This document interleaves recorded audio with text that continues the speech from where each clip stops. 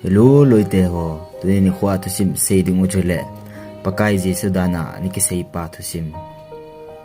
Russia gam sunga hin pasal khat pakai Jesu ta amial jong cho ki lo le jingin pakai Jesu tabangin ki simin anung zui jong mi sang som lang anein it's pamin chu hile Bessarion ki ti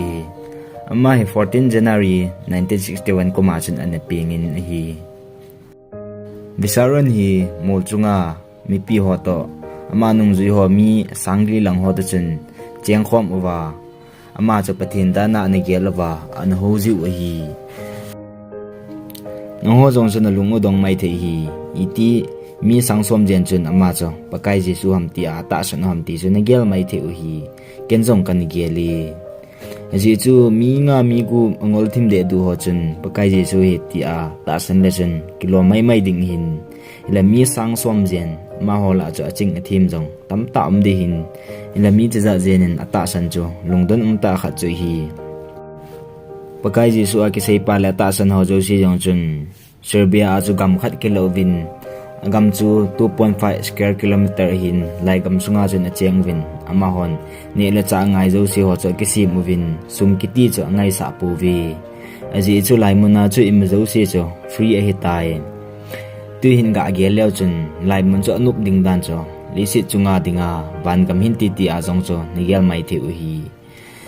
ji pa pathin banga pakai Jesu banga ki sei pa hi la min cho Bessarion hin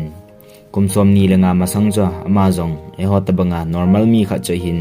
traffic officer rajana anatongin traffic officer cho an hi in hi hin la ma kumsom ni la ko hong hi 1990 kumchen lagawa hin nin ama jong chun pakai Jesu ke hitin hong ke sei ama le aman Bible ama version pa ge ji in ting la mi mo jong hin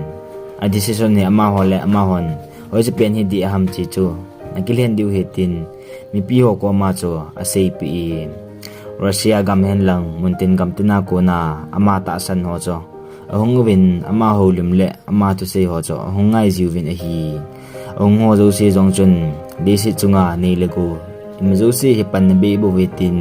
hin ki zo mang jiwin in ko te jong hin da lo win ama ko ma chun ong cheng jiwin hi anung zui ho in ama chu angai lu dan ule ata san dan jong cho ama ho che na ga ma chu in su na cho ama lim cho khat che che cho aki khai win hi 18 August ni a cho aman jong lagawa hin ki san ni hi je chen 18 August ni jong chu ni kholo pita chun among jiwin hi agamu yong cho anu min ki chen dan ule ki bai pu dan jong cho anum le jingi aman jong mi pi ho ko ma cho le si chunga he imzo se pan ne be hi bo vetin je ting le sit ki chai ni jong anai mo mong tai tin mi pi ho ko ma chun an hil ji in hi hela 2020 kumchen Russia government ho an jong mi them khat da ki thu in alam kai pau cho amat pi win hi ji chu ama hin ho religion hemang cha mi pi ho le ama nung zui ho ko ma sum ho alam lowa akila e ti ji chun ama chu aman win lungdon ta chu le aman hiti a ho na bol na hi le kum som ni le nga lang he hiti hin ho he na bol man hi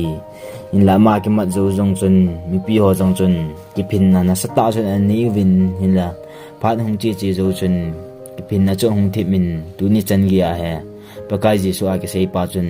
jila hin dal me hom hom jingi ken jong research them kha chu ka bol be ni hi len Russia gam sung keu si a he pakai Jesu ka he ti a ki sei ni hilowa Brazil gam Australia Philippines jong he pakai Jesu ka hitia ani ki sei mi hi au min hi ma ho sim jong na ngai num leo komena nin sei diwin ka hin ti movie in la ma ho pakai Jesu dana ki sei ho zo si a ki ba na khat chu hi la ma ho hin a ho u himang cha a sum lo na aman u chu hi China kan do no mu che le tu apa na mi ko ham khanin nei ta sanin tin ahin sei le e chen ta san na ku na chu